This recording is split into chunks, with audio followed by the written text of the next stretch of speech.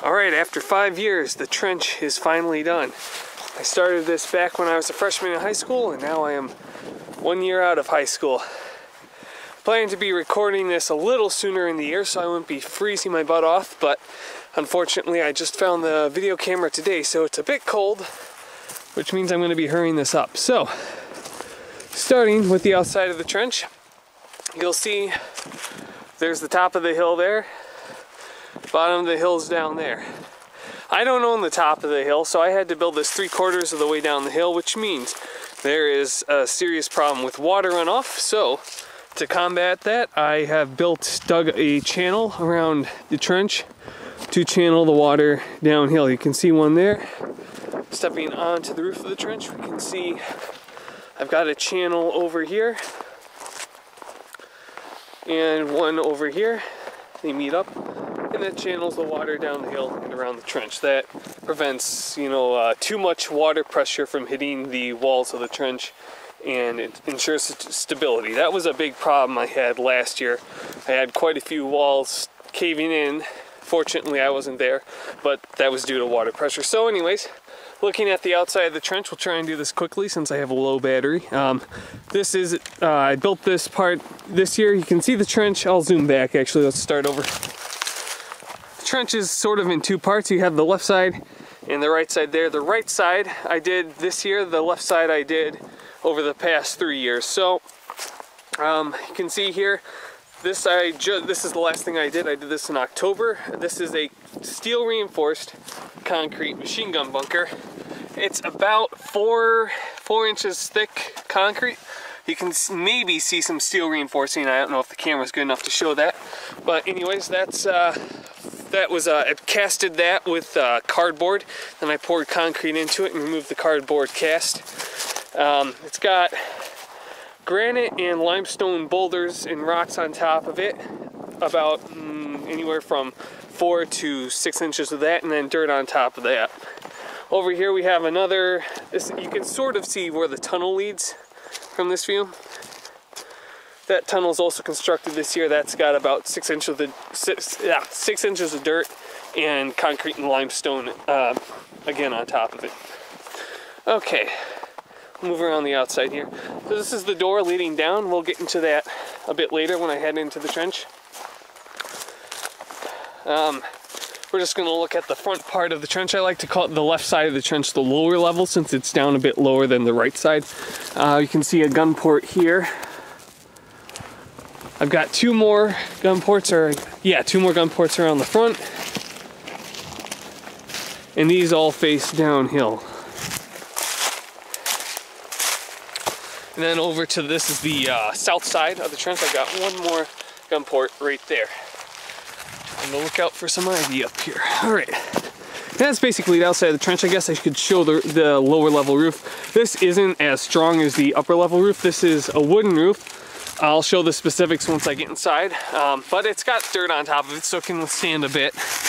I took meticulous care into the waterproofing of this, so the water just rolls off the top.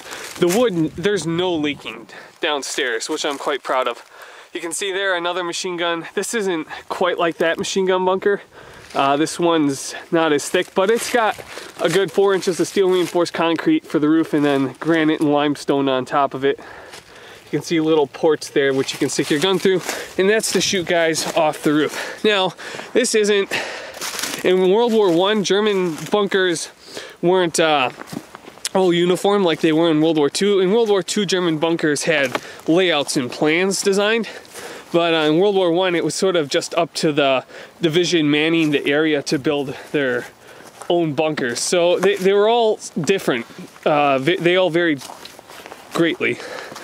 To demonstrate how the gun ports work, I'm going to be using my Mauser Gewehr 98. This is what the Germans used in the First World War. It's the sexiest gun ever made. Beautiful bolt action rifle. I love this thing. I will not be shooting it because I want to get this done and my battery's dying. Just to show how the gun ports work. So I'm gonna make a fool out of myself and try and lift this door open. It's very heavy at the moment, so give me a minute. The screen's gonna be a bit shaky. Get my rifle here. It's got a lot of ice on it too, which doesn't help. And that just lifts open like a cellar door. All right, let's get inside a bit here. Set the rifle down, turn on a flashlight. 1 second. Get the glove off. There we go, okay. I'll just leave my gloves here. Now, this flashlight going, and there we go, we got a flashlight, and I got the rifle.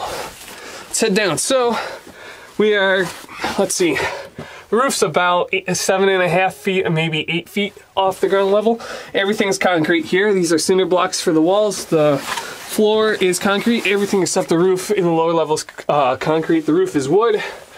You have 4x4 beams perpendicular to the 2x6 beams, and on top of the 2x6 beams there is 1/4-inch plywood sheathing to keep the rainwater from getting down in here. And on top of that there's plastic tarp to weatherproof all of it. It never leaks down here. Okay, so now we're in the main underground level. I've got a fireplace here. I'll zoom out a bit.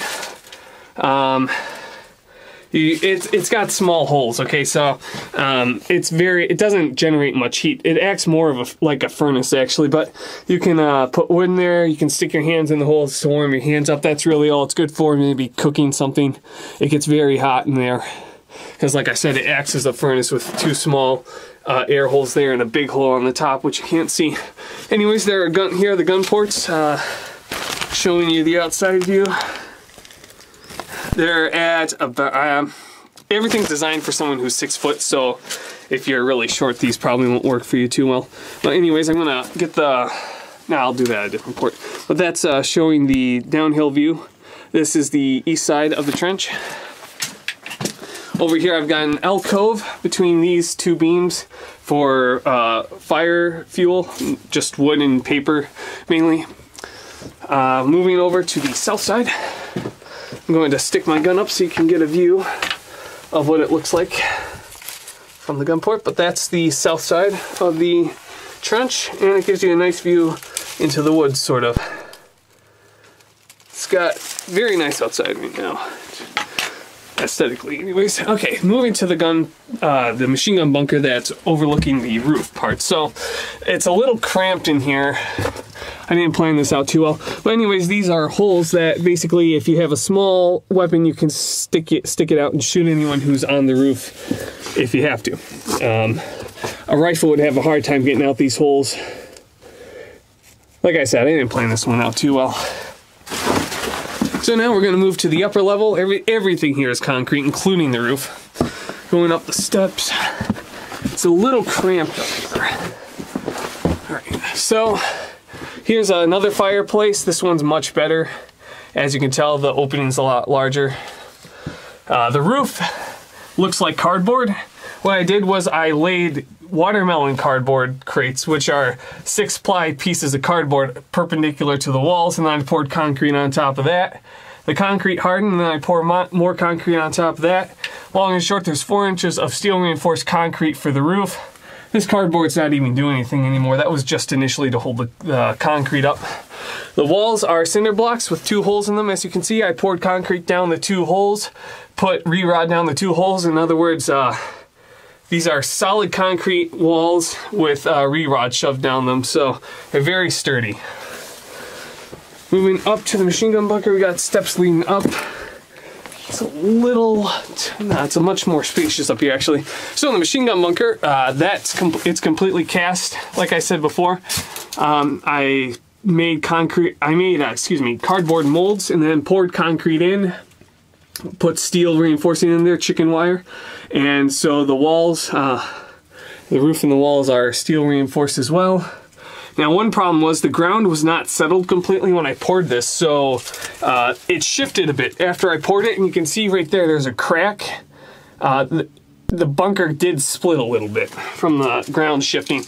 The shifting stopped, but unfortunately now, as you can see, the ports are supposed to be here, and they shifted to down here. So it's very difficult, I'll try and get my gun in here, the gun does not point up enough to actually fire at somebody coming in at the trench. You can see it's really difficult to aim up. You see it's like stuck there. So that's a big problem. Now on this side it's much better, right? This port's especially important because you can shoot at somebody trying to get down the doors there. There's the door right there that we came in from. Alright, as I was saying before my battery died, this just gives you a good view of the door. So there's only one way into this trench, and that is that door right there. If you had a more automatic weapon than this, overlooking the door, and you could stay alive, you can lock this trench down forever and keep anyone from coming inside.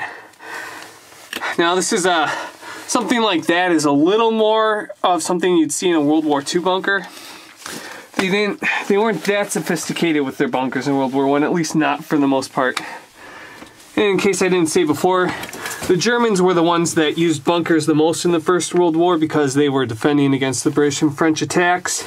And if you put a machine gun in one of these things, they slew droves of British and French soldiers in well-fortified positions like these. In fact, there were accounts in the First World War of German machine gunners killing droves of British soldiers, and then understandably the British would just kill the machine gunners even if they surrendered afterwards, just because they were so mad that the German machine gunners were killing their guys in mass numbers like that. So anyways, that's it for the inside of the trench. I'm going to take a quick break here, and then I'll turn it back on the outside. There's just one more thing I should show you. Okay, back up top side. Just one more thing I wanted to show you. Earlier this year I was up target shooting with, I've got a few guns, I've got a musket too. But anyways, just to show how strong the machine gun bunker is, it's kind of tough to see, but there's a dimple in the concrete right there. I shot that with my musket. Now granted, a musket is not as powerful as a bolt action rifle like I was just demonstrating with, but it does help show how tough steel reinforced concrete is. There's probably a 1/4 inch dent in here. You could shoot this thing with musket balls all day and it's not going to go anywhere. Now 8mm Mauser, which is what my rifle shoots, that'll do a lot more damage. Okay, that can blow up one of these cinder blocks right here and turn it into dust with one shot. I'm not going to try that over there, but I just wanted to show that steel reinforced concrete can deflect quite a bit. Now, if that's shrapnel from artillery hitting that thing, it's not even going to do as much as that musket ball did. It's just going to fly off, right? And most artillery, at least in the early part of World War I, was shrapnel. So stuff like this, machine gun bunkers gave a huge advantage to the Germans, especially when they were defending. One more thing I wanted to say is, this is an original, I like this gun too much. This is an original Mauser Gewehr 98. You can see right here it was made, maybe you can't see it, made in 1915 in the Oberspree Kornbusch gun manufacturer. I believe that's in Westfalen, Germany. So this is an original World War I rifle. I just wanted to point that out. You can just imagine a German soldier using this in the First World War. This was actually probably carried by a guy in the First World War. Maybe that's just the history geek in me, but I just find that to be really cool. Well, anyways, that's the trench. 5 years in the making, and it's finally done.